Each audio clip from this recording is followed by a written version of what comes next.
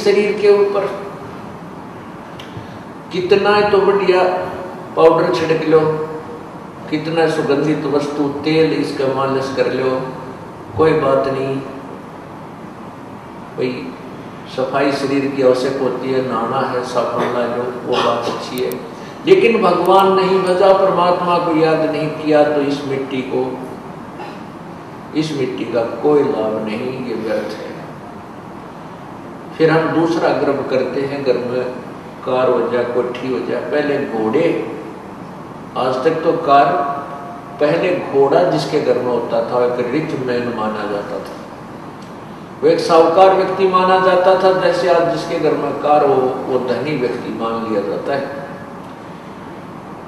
तो परमात्मा बताते हैं कि इस माया का गर्व ना करियो कि हाथी के घोड़ा रे, और जोड़ जोड़ धन बहुत बिटोड़ा, लाखों और करोड़ा रे। अब परमात्मा के नाम बिना यह जोड़ा जड़ा धन ऐसे व्यर्थ हो जाता है। कैसे?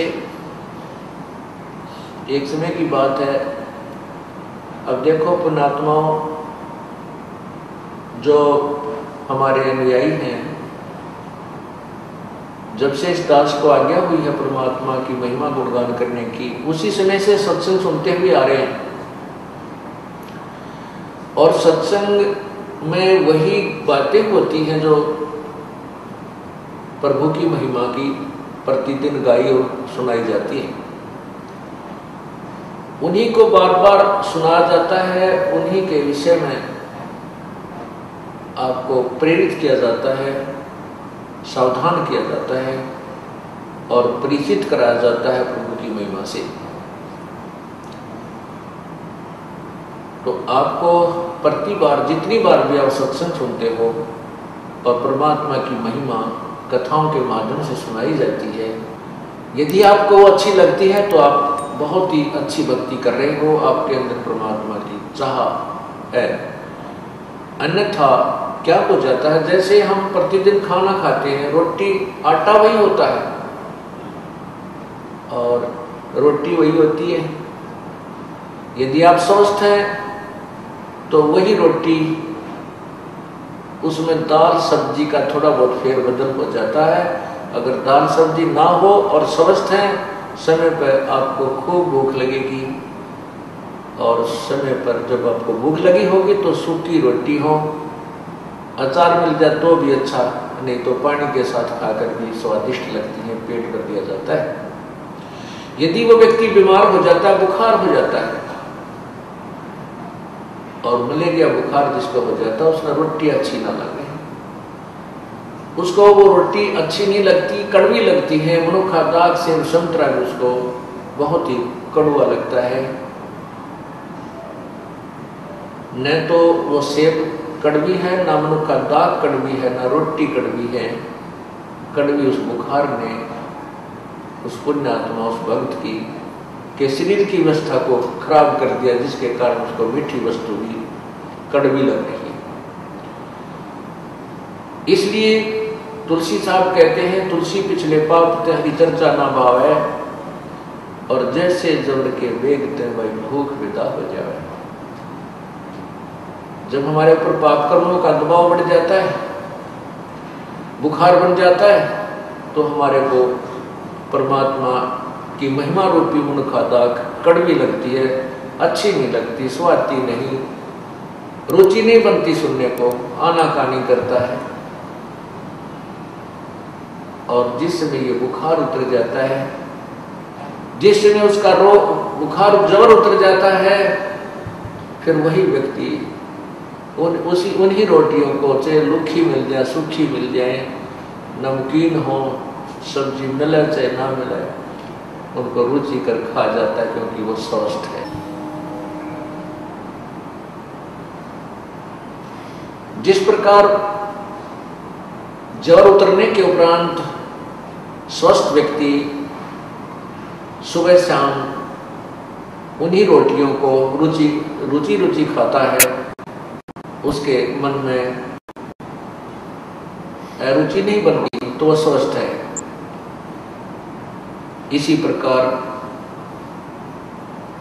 जिस समय आपके पाप कर्म सत्संग में आने से नरम हो जाएंगे, भजन सिमरन से कम हो जाएंगे।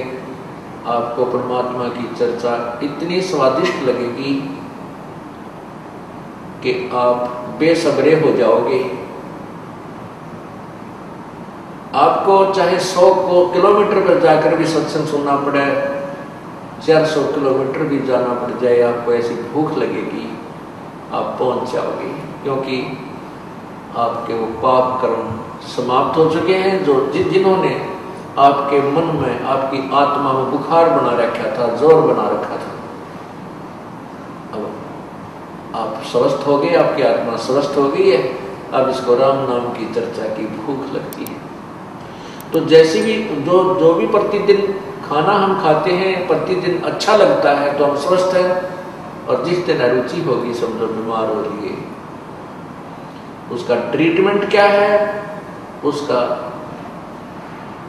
उपचार क्या है? उपचार यही है कि उस रोग को खत्म करने के लिए कड़वी गोलियां ही खानी पड़ती है। गोलियां, दवाई, औषधि कड़वी होती है, और चाहे रुचि ना हो औषधि खाने की, कड़वी भी लगती है, वो खानी ही पड़ती है। और कड़वी औषधि खाने से रोग कट जाता है। इसी प्रकार आपने कभी कभी सत्संग सुनते सुनते रुचि बन जाती है कि ये कथा तो हमने सुन रखी है, तो समझो आप बीमार हो लिए। आपके अंदर पाप कर्मों का कोई दबाव कहीं ना कहीं से बन चुका है। और यदि आपके अंदर गदगद होती है, चाहे आपने 100 बार सुन रखी है, 1000 बार सुन रखी है कथाएं, और उतनी ही रुचि कर रहे हैं, और रुचि करके उसको सुनने के बाद फिर रोम रोम खड़े हो जाते हैं, चाहे कितनी बार सुने, क्योंकि वो तो हर बार सुनने और हर बार याद रखने की बातें हैं। फिर आपकी भक्ति, आपका जो ज्ञान है वो स्वस्थ है, आप ठीक चल रहे हैं। तो इस प्रकार अब आपको बताया जा रहा है कि परमात्मा हमें बताते हैं कि तुम राम नाम के लिए तो समय नहीं,